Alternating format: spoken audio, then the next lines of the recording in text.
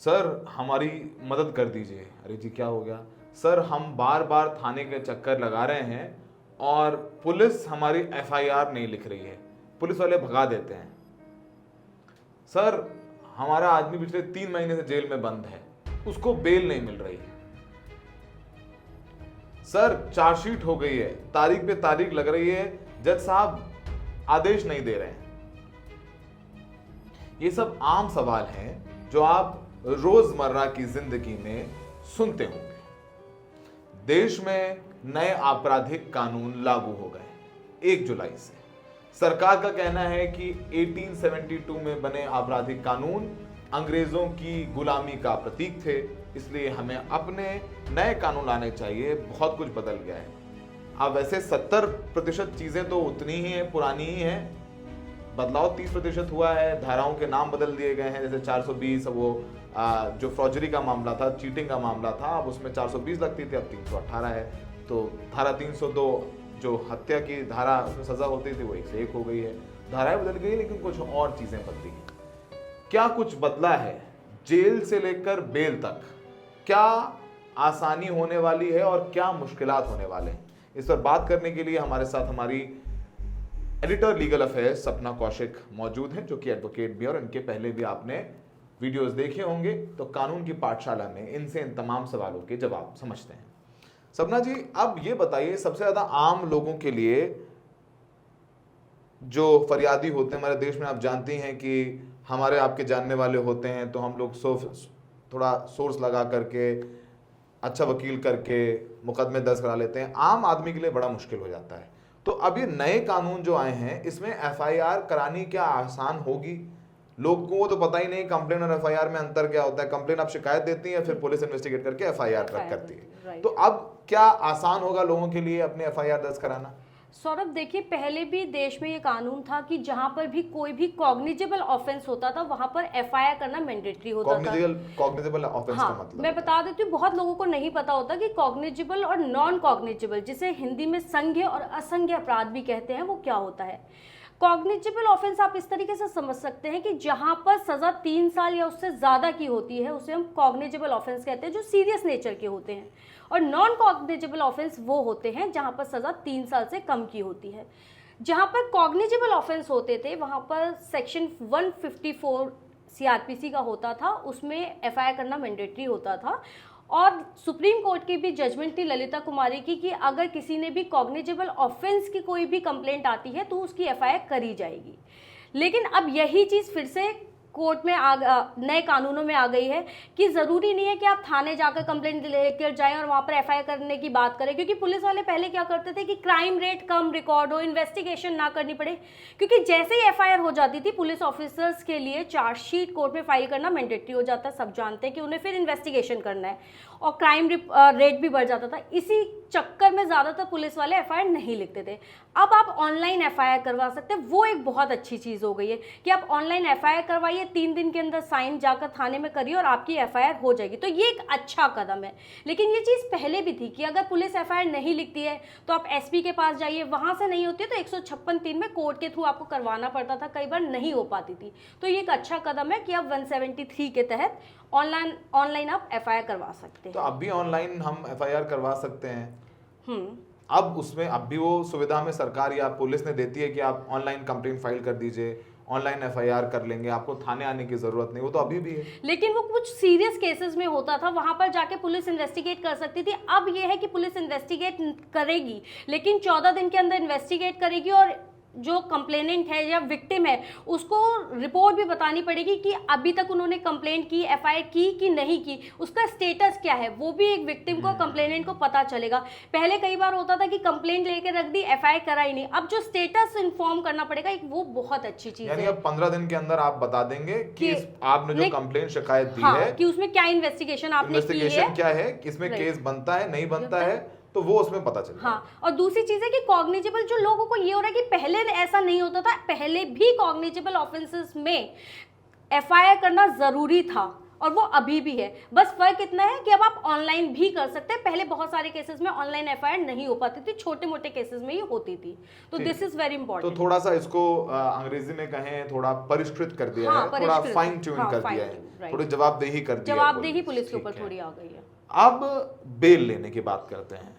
Bell लेना इस देश में जो बहुत आसान होना चाहिए, बहुत मुश्किल है। पहली बात तो क्या है कि हमारे यहाँ जजेस की बहुत कमी है, बहुत ज्यादा बर्डन है कोर्ट्स के ऊपर। ये जो नई आपराधिक भारतीय नागरिक सुरक्षा संहिता आई है 2023, इसमें बेल लेने के क्या नियम होंगे? क्या बेल लेना आसान होगा या इसके लिए मुश्किलात होगी? क्या पुलिस की ज्यादा चलेगी? क्योंकि भाई बेल लेने के लिए पुलिस क्या विरोध कर सकती है, ज्यादा लंबा रख सकती है, उसमें क्या कुछ बदला है?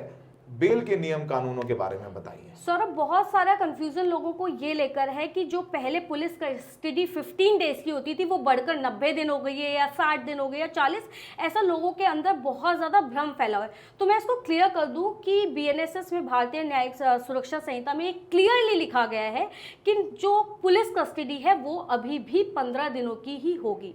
जो बदला है वो ये है कि जहाँ पर चार्जशीट हमें 60 दिन के अंदर फाइल करनी होती थी पुलिस को, अगर ऐसे केसेस है जहाँ पर 10 साल से कम की सजा होती है, वहां पर 60 दिन के अंदर चार्जशीट फाइल करनी होती है। तो ऐसे केसेस में पहले 40 दिनों के अंदर 15 दिन की ही पुलिस कस्टडी होगी। बदला क्या है? बदला ये है कि पहले आप 15 दिन में ही पुलिस कस्टडी ले सकते थे, वो 15 दिन बढ़कर हो गए 40 दिन, कि जहां पर पुलिस जो चार्जशीट 60 दिन में फाइल होती थी, वहां पर पहले के 40 दिनों में आप 15 दिन की पुलिस कस्टडी मिलेगी, चाहे आप एक साथ ले लें, चाहे आप पार्ट्स में ले लें। तो ये जो 90 दिन वाली बात है कि 90 दिन का कोई कॉन्सेप्ट नहीं है। पुलिस कस्टडी अभी भी 15 दिन की है। जहां पर चार्जशीट 90 दिन में फाइल करनी है, वहां पर आप स्टार्टिंग के 60 दिनों में 15 दिन की कस्टडी, और जहां पर चार्जशीट 60 दिनों में फाइल होगी वहां पर 15 दिन की कस्टडी फर्स्ट 40 डेज में ले सकते हैं। इसको लेकर बहुत कंफ्यूजन है। पहले भी ऐसा था कि लोगों में कंफ्यूजन था कि क्या ऐसा बढ़ गया है, 15 दिन की कस्टडी 90 दिन हो जाएगी, क्या उससे कोई फर्क पड़ेगा? और ऐसा नहीं है। लोगों को लग रहा है इससे बेल मिलने में प्रॉब्लम होगी, जबकि सेक्शन 480 में जो बीएनएसएस का है उसमें क्लियर कहा गया है कि ये सिर्फ कोई एक इस ग्राउंड पर बेल डिनाई नहीं होगी कि अभी मान लीजिए कि किसी एक्यूज की कस्टडी जो है वो 15 दिन की पूरी नहीं हुई है, सिर्फ 10 दिन की पुलिस कस्टडी ली है या 5 दिन की कस्टडी ली है, तो लोगों को डाउट है कि पीपी ये कहेंगे कि भाई अभी 15 दिन की पुलिस कस्टडी पूरी नहीं हुई है तो उसको बेल डिनाई कर दे। ये एक रीजन नहीं हो सकता बेल डिनाई करने का। अगर फर्स्ट 15 डेज कंप्लीट हो गए और उसमें पुलिस ने कस्टडी ली सिर्फ 4 दिन की, तो 30वें दिन जाके आप ये नहीं कह सकते कि इसको अभी 90 दिन जेल के अंदर रखिए क्योंकि हमारे 15 दिन पूरे नहीं हुए। अगर कुछ और भी ग्राउंड्स हैं तभी बेल डिनाई होगी, तो इससे बेल पर कोई इंपैक्ट नहीं पड़ेगा। ये ऐसा कहा गया है। बाकी कुछ चीजें वक्त के साथ साथ सौरभ क्लियर होती है जब हाई कोर्ट से और सुप्रीम कोर्ट से इंटरप्रिटेशन आती है, सारी चीजें आती हैं, लेकिन लॉ इस पर बहुत क्लियर है कि 15 दिन की पुलिस कस्टडी के ग्राउंड पर किसी की भी बेल डिनाई नहीं होगी 15 दिन खत्म होने के बाद। 15 दिन खत्म होने के बाद, लेकिन वो सब कुछ जाकर के जज साहब पे टिक जाता है। हाँ, जज साहब पर बिल्कुल टिक जाता है। इंटरप्रिटेशन हाई कोर्ट और सुप्रीम कोर्ट से आते हैं, लेकिन जहां पर लॉ क्लियर लिखा गया है, अगर आप कहें तो मैं आपको बेयर एक्ट में ये पढ़वा सकती हूँ कि सेक्शन 480 में क्लियरली कहा गया है, प्रोविजो में ये कहा गया है कि जहां पर फर्स्ट 15 डेज कंप्लीट हो गए और वहां पर अगर पुलिस कस्टडी नहीं ली गई या 4 दिन 10 दिन ली गई, पूरी 15 दिन की नहीं ली, तो ये एक ग्राउंड नहीं होगा। मतलब बाकी अगर कंडीशंस फुलफिल होती हैं कि जो एक्यूज्ड है वो कंप्लाई करेगा, जो भी कंडीशंस लगाई गई हैं, पुलिस के साथ कोऑपरेट करेगा, सारी चीजें हैं, तो बेल आपको जैसे पहले मिल जाती थी अभी भी मिलेगी। सिर्फ इस एक रीजन की वजह से बेल डिनाई नहीं होगा। ऐसा तो नहीं होगा, थोड़ा कंफ्यूजन होगा। अभी तो जैसे आपने कहा कि अभी ये तो किताब ये कह रही है, लेकिन इसके इंटरप्रिटेशंस बहुत वाइड होते हैं। किसी एक धारा में भी इतने इंटरप्रिटेशंस हैं कि सुप्रीम कोर्ट ने इस धारा में इस तरीके की बात कही, हाई कोर्ट ने कही, आप जैसे वकील कोर्ट करते हैं कि 1988 में सुप्रीम कोर्ट के जजमेंट में ये कहा गया इस धारा में, तो वो सब कुछ होना बहुत, क्योंकि लगता है कंफ्यूजन में अक्सर जजेस क्या करते हैं, सेफली बेल नहीं देते हैं, कहते ठीक है अभी हम देख रहे हैं, नए कानून आए हैं, तो कोई अपने ऊपर बर्डन लेना चाहता है तो सब सेफ लेना चाहते हैं। तो अभी चूंकि नए कानून है तो थोड़ा कंफ्यूजन में रहेगा। आप वकीलों के बीच में क्या चर्चा है? वकीलों के बीच में इसको लेकर बहुत सारे इंटरप्रिटेशन है कि हाँ हो सकता है बेल लेने में थोड़ी मुश्किल हो, 15 दिन है कि 90 दिन है, लेकिन आप देखेंगे कि जो कानून है उसमें क्लियर कट लिखा गया पुलिस कस्टडी 15 दिन की होगी।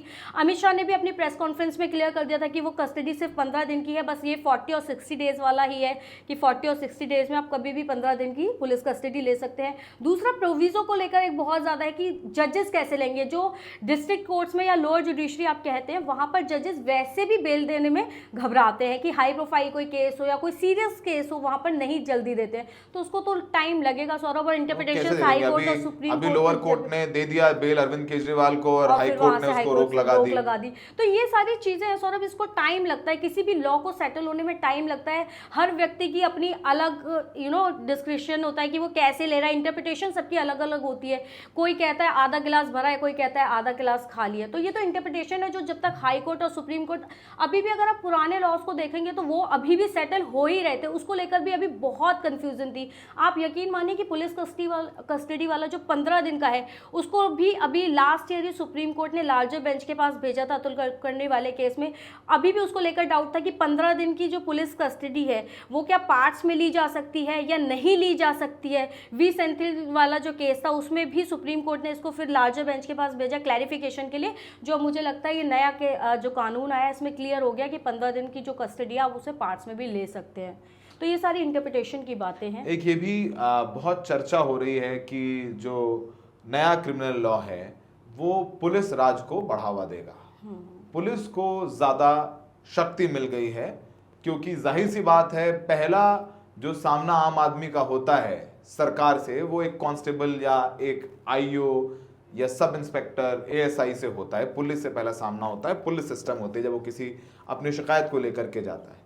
तो क्या इस नए क्रिमिनल लॉ में पुलिस को ज्यादा ताकत होगी? और पुलिस तो उसका फायदा भी उठाती है और उसका नुकसान भी देती है। सौरभ ये दोधारी तलवार है, जहां पर आप कह सकते हैं कि पुलिस को फायदा है या आम जनता को भी फायदा है। जैसे कई जगह जवाबदेही तय कर दी गई है कि इतने टाइम के अंदर आपको पुलिस को बताना पड़ेगा, विक्टिम को या एक्यूज को पेपर्स देने होंगे, या 15 दिन के अंदर 45 डेज के अंदर अंदर जजमेंट आना होगा इतने दिन के अंदर। लेकिन बहुत सारी चीज़ें कि इम्प्लीमेंटेशन कैसा होगा। आप देखते हैं कि प्रोसिक्यूशन के पास पब्लिक प्रोसिक्यूटर्स की कितनी कमी है। हम जजेस की कमी की बात तो करते हैं, लेकिन जो ट्रायल कोर्ट में देखते हैं उनको ये पता है कि पीपी जो होता है वो एक कोर्ट से दूसरे कोर्ट में भाग रहा होता है, मतलब सरकारी वकील गवाही नहीं कर पाते, तो उसकी वजह से भी ऐसा होता है कि केसेस सालों साल चलते। तो हमें सिर्फ जजेस की कमी की बात नहीं करनी, हमें ये भी देखना है कि पीपीस की संख्या भी बढ़ाई जाए ताकि केसेस का ट्रायल जल्द से जल्द हो। क्योंकि जब सरकारी वकीलों की कमी होगी तो कहाँ से ट्रायल टाइम पे पूरा होगा।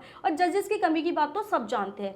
दूसरी चीज, अगर हम इसके फायदे की बात करें तो टाइम लिमिट दे दी गई है हर चीज़ के लिए कि कितने दिन के अंदर एफआईआर हो जानी चाहिए, कितने दिन के अंदर इन्वेस्टिगेशन पूरी होनी चाहिए, जजमेंट्स 45 डेज के अंदर आ जाना चाहिए। ये सब बहुत अच्छी चीज़ है। जजमेंट तब आएगा जब चार्जशीट हो जाएगी, चार्जशीट के 45 जजमेंट जब है ना, जब ऑर्डर हो जाएगा, कोर्ट ऑर्डर रिजर्व कर देती है तो काफ़ी टाइम तक ऐसा होता है कि ऑर्डर प्रोनाउंस नहीं होता। तो मैं जजमेंट की बात कर रही हूँ कि जैसे ट्रायल खत्म हो गया 45 डेज के अंदर जजमेंट देना होगा, 60 डेज में ट्रायल होगा, इन्वेस्टिगेशन कैसी होगी, सारी चीज़ों का टाइम लिमिट दे दिया गया है। लेकिन साथ के साथ हमें ये भी ध्यान रखना है सौरभ कि पहले जो कानून थे बहुत सारी जगह वहाँ पर भी टाइम फ्रेम दिया गया था। तो क्या उस टाइम फ्रेम में वो काम हो जाता था? उसके बाद इम्प्लीमेंटेशन कैसा होगा, सारी बातें उस पर है। सिर्फ टाइम फिक्स कर देने से कुछ नहीं होता। नहीं तो क्या जवाबदेही है? मान लीजिए जज साहब ने रिजर्व कर लिया तो जज साहब को कौन पूछ रहा है? जज साहब को जाके वकील साहब कहेंगे जी साहब ये भारतीय न्याय सुरक्षा संहिता जो नहीं है उसमें लिखा है कि 45 डेज में आपको जजमेंट देना है, साहब दे दीजिए। आप जाके कहेंगे, आप कहेंगे, अब आपको भी लगेगा जज साहब नाराज हो गए तो जज साहब आपके खिलाफ जजमेंट दे दे तो जज साहब आगे के लिए चैलेंज करें तो आप फंस जाएंगे, आप डिफेंसिव हो जाएंगे। तो ये जजेस की कोई जवाबदेही तय की गई है कि नहीं? किसी की कोई जवाबदेही नहीं है सौरभ। वही मैं कह रही हूँ कि ऐसा तो प्रोविजन सीआरपीसी आईपीसी सीआरपीसी में पहले भी बहुत सारी जगह था कि अगर मान लीजिए इंट्रीम मेंटेनेंस के लिए हम जाते थे तो वहां पर था कि इंट्रीम मेंटेनेंस है तो टाइम लिमिट दिया होता। डोमेस्टिक वायलेंस है, बहुत सारे एक्ट्स में कि 60 दिनों के अंदर ये ऑर्डर आ जाना चाहिए, फलाने में इतने दिन के अंदर आ जाना चाहिए। कहाँ पर कुछ होता है? इवन कई बार ऐसा होता है कि हाई कोर्ट से या पास सुप्रीम कोर्ट से ऑर्डर आ जाता है स्पीडी ट्रायल के लिए, लेकिन फिर भी वो स्पीडी ट्रायल नहीं हो पाता उतने दिनों में, फिर भी टाइम लग जाता है। बात ये है कि आप अपनी व्यवस्था को कितना मजबूत करते हैं, आप इंफ्रास्ट्रक्चर कितना बढ़ाते हैं, इम्प्लीमेंटेशन कैसे होगा, वो सारी बहुत सारी चीज़ें हैं जो हमें ग्राउंड पर देखना होगा कि आप वाकई में बदलाव हुआ है।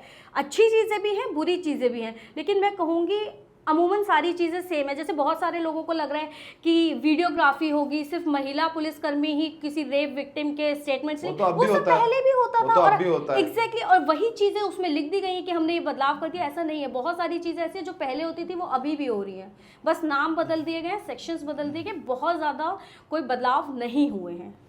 ये बताइए कि हमने क्या खोया और क्या पाया। हम देख रहे हैं कि जैसे आपने कहा कि 15 दिन के अंदर स्टेटस देगा। अब मान लीजिए 15 हम गए, FIR कंप्लेन दे आए कि साहब हमारे घर पे आकर के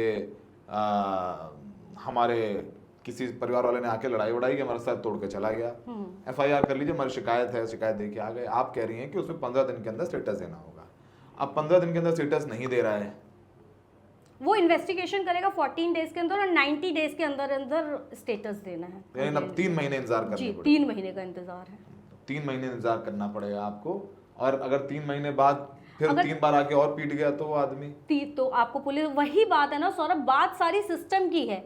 पहले भी यही होता था, कॉग्निजेबल ऑफेंस में तो आपके पास पहले भी ये अधिकार था कि आप पुलिस के पास जाइए, FIR करवाइए, वो नहीं सुनता है तो SSP के पास कंप्लेंट रिटर्न में दीजिए, वहां से भी नहीं होता तो वो सारे डॉक्यूमेंट्स लेकर आप जाइए 156(3) में मजिस्ट्रेट के पास कंप्लेंट दीजिए और वहां से अपनी FIR करवाने की सिफारिश करिए, कोर्ट में जाए। तो अगर 90 दिन में स्टेटस नहीं देता है पुलिस वाला कि आपकी शिकायत पर FIR दर्ज कर रहे हैं कि नहीं कर रहे हैं, तो फिर आप सीनियर ऑफिसर्स के पास जाइए, फिर कंप्लेंट दीजिए, वहां से नहीं होता मतलब ये नहीं कि आइए 156(3) वो नहीं बताता, बोलेगा नहीं इसमें बनी नहीं रही है FIR, उसकी जवाबदेही है कोई? उसकी जवाबदेही जो पहले थी आज भी वही है कि फिर आप SSP के पास जाइए और फिर पुलिस के पास जाइए और मजिस्ट्रेट के पास, जैसे 156(3) में हम लेके जाते थे कंप्लेंट, फिर से आप कंप्लेंट करिए और फिर से वही होगा।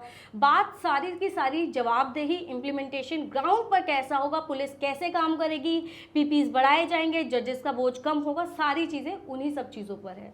बात सिर्फ यही है कि पुरानी किताब का कवर बदल दिया गया है, नाम बदल दिए गए हैं, चीज़ें ज़्यादातर वही हैं, बस टाइम लिमिट्स डाल दी गई हैं। इम्प्लीमेंटेशन क्या होगा वो देखने वाली चीज़ है। तो कानून की पाठशाला की इस भाग में ये हम लोगों ने थोड़ा इंट्रोडक्शन जैसा किया, डीप डाइव हम लोग और करेंगे अपने आगे आने वाले एपिसोड्स में। और हम फिर बोल रहे हैं कि जो हाथरस में भी जो हुआ है ना, उसमें अब जो न्याय मिलेगा, जो कार्रवाई होगी, वो नए क्रिमिनल लॉज के हिसाब से होगी। और ये सबसे बड़ा इंपॉर्टेंट मुद्दा है, मसला है जो आपको समझना चाहिए। आप जब जाएंगे पुलिस के पास, आपको पता होना चाहिए कि आपके पास क्या अधिकार है। लेकिन जैसा सपना जी ने बताया कि सब कुछ पुलिस के ऊपर है और पुलिस कैसे उस पर काम करती है। जजेस को करना है 45 दिन के अंदर जजमेंट देना है, नहीं देंगे तो फिर क्या होगा, क्या जजेस पर कोई कार्रवाई होगी? अगर पुलिस वाला FIR नहीं दर्ज करता है, DCP के पास जाएगा मामला, DCP क्या कोई कार्रवाई करेगा? ये सब सारे बड़े सवाल हैं। जवाबदेही जब तक तय नहीं होगी कि आप नहीं FIR करेंगे तो आप 15 दिन सस्पेंड होंगे, आपके खिलाफ एक्शन लिया जाएगा, डिपार्टमेंटल इंक्वायरी होगी, विजिलेंस इंक्वायरी होगी, तब जाके सिस्टम सुधरेगा। जवाबदेही तय नहीं है तब तक तो नियम बना दीजिए, कानून बना दीजिए, ठीक है अपना। तो फिलहाल हमसे जुड़ने के लिए बहुत बहुत शुक्रिया। तो कानून की पाठशाला में अगर और कुछ समझना चाहते हैं तो हमें कमेंट बॉक्स में जाकर के जरूर अपनी क्वेरीज अपने नाम के साथ बताएं और हम जरूर कोशिश करेंगे कि सपना जी यहाँ पर हमारी जो एडिटर लीगल अफेयर्स हैं वो आए और उन सवालों का आपके लिए आराम से आसानी के साथ समझाएं, ताकि आपको जा करके किताबें ना पलटनी पड़े और कोई लॉयर आपसे पैसे ना ऐंठ ले वो कुछ बताने के लिए। बहुत बहुत शुक्रिया।